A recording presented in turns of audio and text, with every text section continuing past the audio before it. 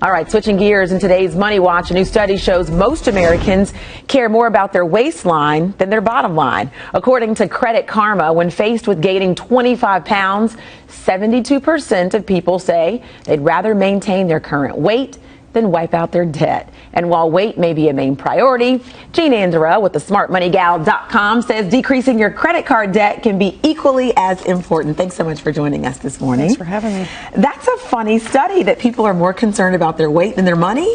Does that surprise you? Sort of, but not really. Yeah. Yeah, but it's kind of like, ooh, yikes, you got to get it together. How bad is the problem?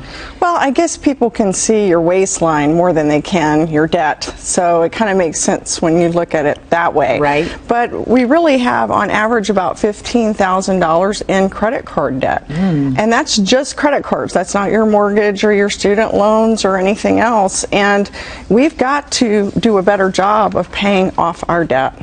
And you have some tips for us, as usual. I do. How do we start? So prioritize your payments and make sure you pay on time, because we don't need late fees adding to our debt. Correct. Kind of look and see what interest rates are charging you. And, you know, say you're paying 19% on a credit card. Once you pay that off, that's like earning 19%. So pay that down or pay the lowest card off first, so you have a sense of achievement. Accomplishment. That does always help. Yeah, and you know, call and ask for help. Ask your credit card company. If you are in trouble, ask them to help you with a repayment plan, or shop around and get a lower rate if you can. Even so you can, like, transfer your balance. Yeah, and even tell your company that you're shopping for a lower rate, because if they think they're going to lose your business, sometimes they'll lower your rate. Gotcha. Is there anything, or any such thing, I guess, Jean Ann, as good debt? I know sometimes people say that about maybe student loan debt.